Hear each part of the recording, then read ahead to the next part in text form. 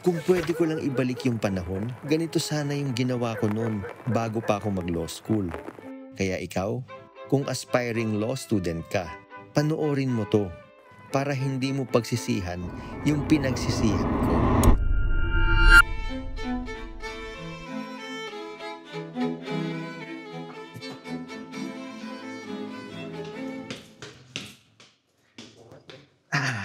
Law school is like a marathon, not a sprint.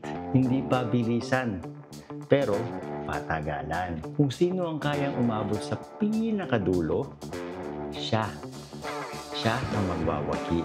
Ang biggest regret ko lang, mali yung sapatos ko dito sa marathon na to. So para magka-idea kayo, konting background lang. Isa akong ordinaryong estudyante tulad ninyo. Ang daming ganap. Pero yung aral, saks lang.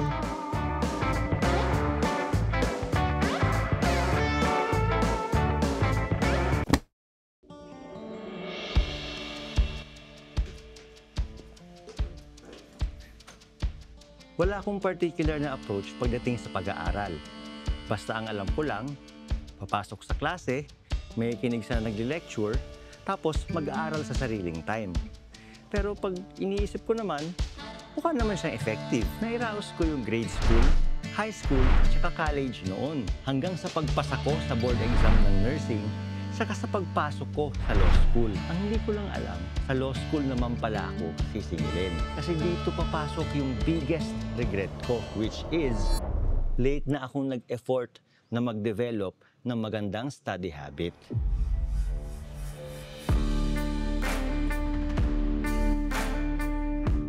Oo, alam ko na yung iniisip nyo. Diyos ko naman, attorney. Basic naman yan. Ganito kasi yan, guys eh. Nung bata kasi ako, mahilig akong magbasa. Pero, hindi ako mahilig mag-aral. Yes, may pinagkaiba yun. Nung nasa grade school ako, kung hindi ako naglalaro ng dodgeball o ice water habang naghihintay sa sundo ko, lagi akong nasa library. Nagbabasa ng mga encyclopedia, poetry, goosebumps, at kahit yung Adventures of Tintin. Pero hindi ko kinahiligan mag-aral ng mga lesson namin sa klase. Kaya nga nagtataka yung mga teacher ko noon tsaka yung mga kaklase ko. Kasi paano ko raw nagagawang maging highest sa mga exam namin? Ang naging epekto sa akin yan, alam niyo kung ano? Siyempre, lumakas yung loob ko. Naisip ko, kaya naman pala kahit hindi masyadong nag-aaral. Pagdating ng law school, nako, eto na. Midterms namin sa criminal law. Kasama ako doon sa mga iilan na pumasa sa batch namin. Tapos sa pagkakaalala ko, 1 or 2 points lang yung lamang sa akin nung highest. Eh di syempre, yumabang na naman ako. Ayun, saktuhang aral ulit. Pagdating ng finals, nakita ko yung questionnaire. Wala akong masagot. Doon pa lang, alam ko na. Lumabas ang result. 48 out of 100. Kahit mataas yung midterms ko, hinila lang ng mababang finals ko. Sa buong buhay ko, first time kong bumagsak. Pumapasa naman ako noon kahit hindi masyadong nag-aaral. Pero bakit dito sa law school? Kahit nag-aaral naman ako, bagsak pa rin. Pagsakay ko ng kotse, hindi ko napigilan. Naiyak talaga ako. First time nangyari na, first time. First time kong iniyakan ang ACADS, ang school. Grabe naman kasi yung takot na naramdaman ko noon. Yung takot, yung kahihiyan. Naisip ko baka itakwil na ako ng magulang ko. Baka hindi na nila ako tanggapin. So ayun, umuwi ako ng sobrang lungkot ko habang sinasabi ko sa father ko yung nangyari. Akala ko magagalit siya. Akala ko magwawala siya. Ang sabi lang niya, okay lang yan. Ulitin mo na lang. Ikaw kasi, puro ka gimmick.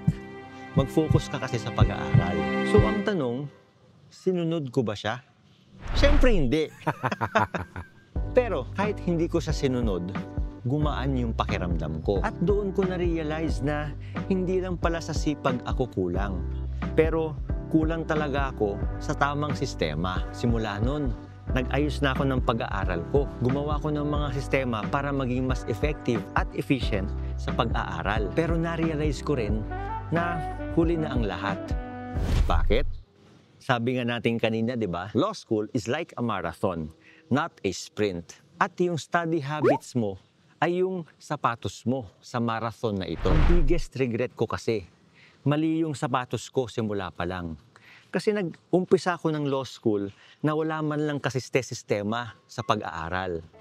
Pag mali kasi yung gamit mo na sapatos, pwede kang tumagal ng ilang kilometro. Pero eventually, mapapagod ka rin, papaltusin ka rin, at masisira din yung suot ng sapatos. At eventually, bibigay at bibigay ka rin.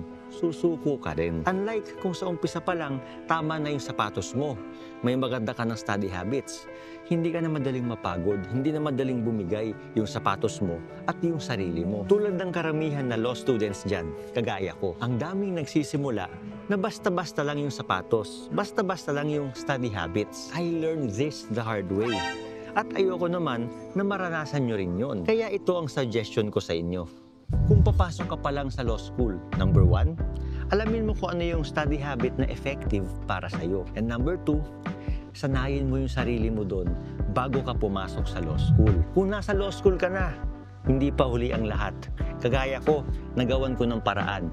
Pero isipin ninyo na hindi yun magiging madali. Medyo mahihirapan ka talaga dyan kasi kailangan mong mag-adjust. Kailangan yan ng disiplina, hard work, at sakripisyo. Maniwala kayo sa akin.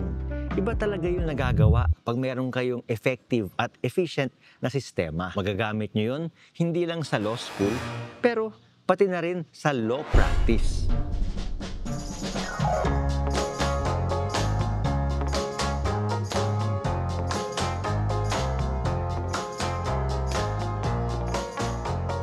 So ikaw ba? Tama ba yung sapatos mo? O pareho tayong mali? Kung graduate ka na, ano naman yung biggest regret mo? Comment them down below sa mga next videos natin.